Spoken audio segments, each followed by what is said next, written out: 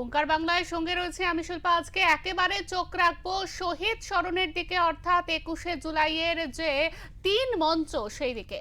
আজ রাজ্যের চোখ কলকাতার শহীদ স্মরণে, কিন্তু সেই বহু চেনা 21শে জুলাই এবার নেই 21শে জুলাইতে।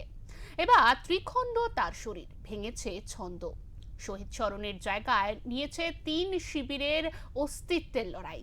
তাই 21শে জুলাইয়ের চেনা ছবি মিলছে না শহরে। হাওড়া স্টেশন, শিয়ালদা স্টেশন, গঙ্গার ফেরিঘাট, কোথাও নেই উৎসবের চেহারা।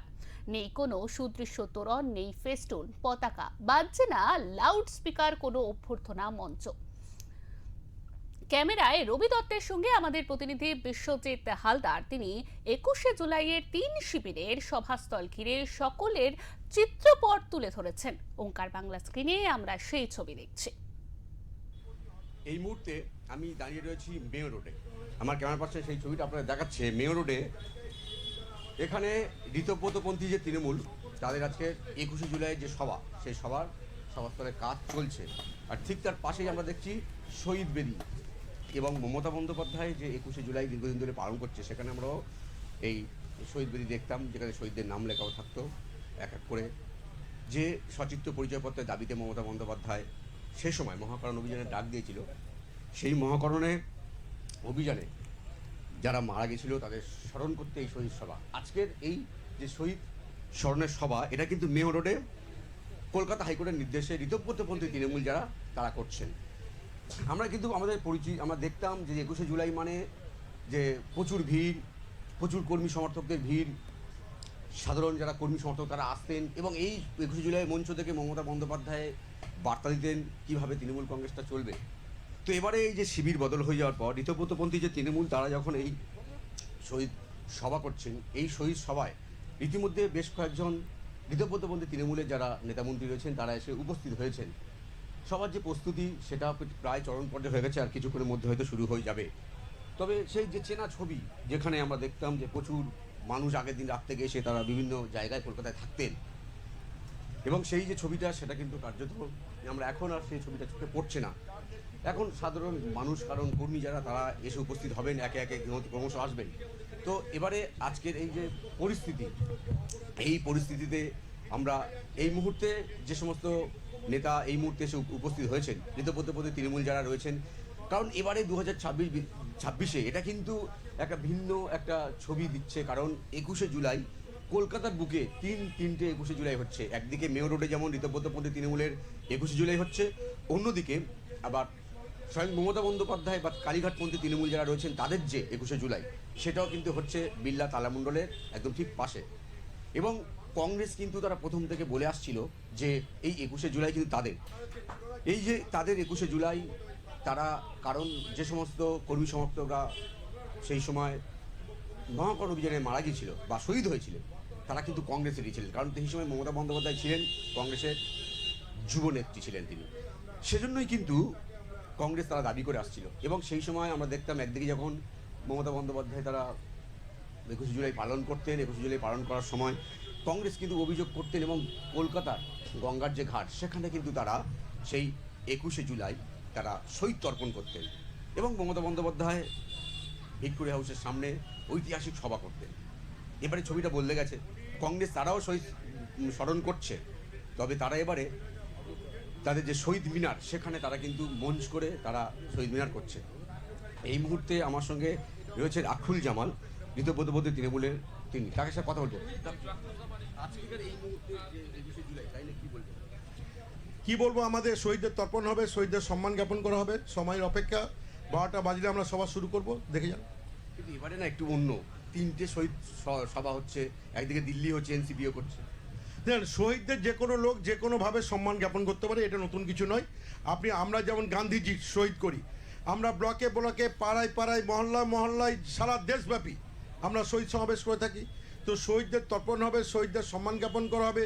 3টে 4টা কেন, অনেক 300-400 হতে পারে, এই নিয়ে তো কোনো মানে প্রশ্নের কোনো কারণ থাকতে পারে না। আমরা দেখতাম যে 21শে জুলাই মানে প্রচুর কর্মী সমর্থকরা আসতেন, এই সময় এখান থেকে ঠিক করা হতো যে সারা বছর তৃণমূল কি মানে পথে চলবে। এবারে কি করে আমরা সভাটা শুরু করি, মঞ্চের বক্তাদের বক্তব্য শুনবেন, আমরা 12টায় সভা শুরু করবো, তখন আপনারা দেখবেন, অপেক্ষা করুন। শহীদ পরিবার কি আসছে? পুরো শহীদ পরিবারের 80% তারা আমাদের মঞ্চে থাকবে। একদমই, এবারে যে 21শে জুলাইয়ের দিকে কিন্তু তাকিয়ে রয়েছে গোটা রাজনৈতিক মহল, কারণ এবারে যে 3টে 21শে জুলাই কোথায় বেশিরভাগ মানুষ আসবে, কারণ একদিকে ঋতব্রত তৃণমূল বলছে তারা আসল তৃণমূল, অন্যদিকে মমতা বন্দ্যোপাধ্যায় তিনিও 21শে জুলাই করছেন। তাহলে এই যে কর্মী সমর্থকরা রয়েছেন তারা কোন দিকে, মমতা বন্দ্যোপাধ্যায়ের দিকে ভিড় করবেন, নাকি ঋতব্রত তৃণমূলের এই যে মেয়র রোডের যে সভা হচ্ছে সেখানে ভিড় করবেন, নাকি তারা কংগ্রেসের যে শহীদ মিনারে যে সভা হচ্ছে সেখানে যাবেন? সেদিকে এখন তাকিয়ে রাজনৈতিক মহল। ক্যামেরায় রবি দত্তের সঙ্গে বিশ্বজিৎ, ওঙ্কার বাংলা।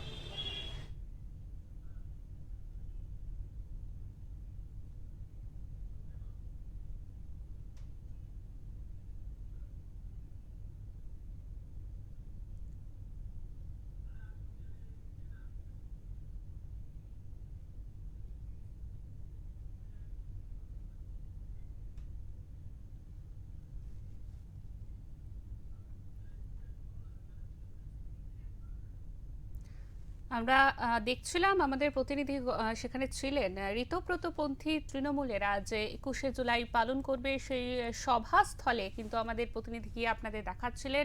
সেখানে ছিলেন আখরুজ্জামান, তিনি কিন্তু জানাচ্ছিলেন যে শহীদদের যে কেউ স্মরণ করতে পারে, শহীদদের যে কেউ শ্রদ্ধা জানাতে পারে, তাতে কোনো অসুবিধা নেই। 1-2 কিলোমিটারের মধ্যে 3টি সভাস্থল হোক বা 300টি, তাতে কোনো রকম সমস্যা নেই। তবে তারা এই মঞ্চ থেকে এইবারে নতুনভাবে যে একেবারে বলা যায় তৃণমূলের যে নতুন তৃণমূল বা যারা নিজেদেরকে দাবি করে আসল তৃণমূল, তাদের কিন্তু এই দিনটি অর্থাৎ এই সভাস্থলটা, এই সভাটি তাদের জন্য খুবই গুরুত্বপূর্ণ। এবং পাশাপাশি রয়েছে মমতা মন্ত্রী তৃণমূলের একেবারে শহীদ সভা, সেখানেও যাবেন আমাদের প্রতিনিধি। কিছুক্ষণের মধ্যেই আপনাদের দেখাবে সেই সভাস্থল।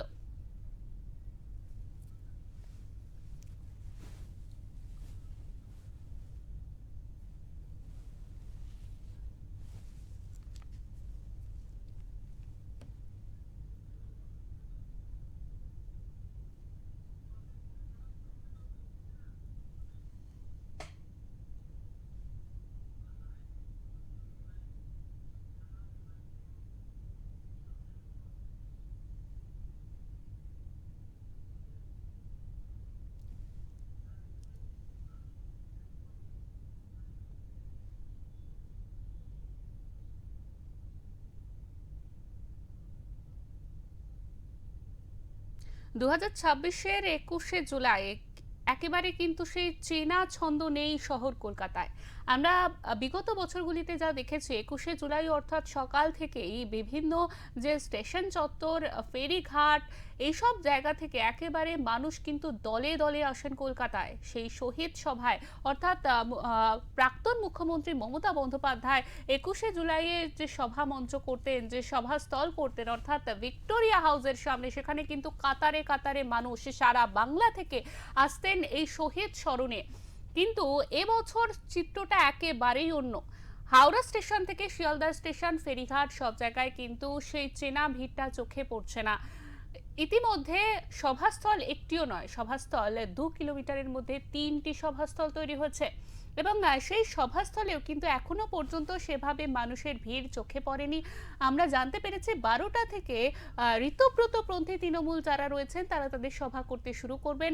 তবে ইতিমধ্যে এই 3টি সভাস্থল ঘিরে কিন্তু শহরের যান চলাচলের উপর অনেকটা প্রভাব ফেলেছে। সকাল থেকেই কিন্তু যান চলাচলে সাধারণ মানুষকে একেবারে বলা যায় একটু অসুবিধা পোহাতে হচ্ছে, কারণ এই যে রাস্তাটি অর্থাৎ একেবারে রবীন্দ্র সদন থেকে ময়দান অবধি যে রাস্তাটি, সেই রাস্তাটিতে কিন্তু যান চলাচল নিয়ন্ত্রণ করা হচ্ছে, অন্য জায়গা থেকে ঘুরিয়ে দেওয়া হচ্ছে বাস, যার জন্য কিন্তু নিত্যযাত্রীদের কিছুটা হলেও তাদের খারাপ পরিস্থিতিতে পড়তে হচ্ছে অফিস যাওয়ার সময় বা গুরুত্বপূর্ণ কাজে যাওয়ার সময়।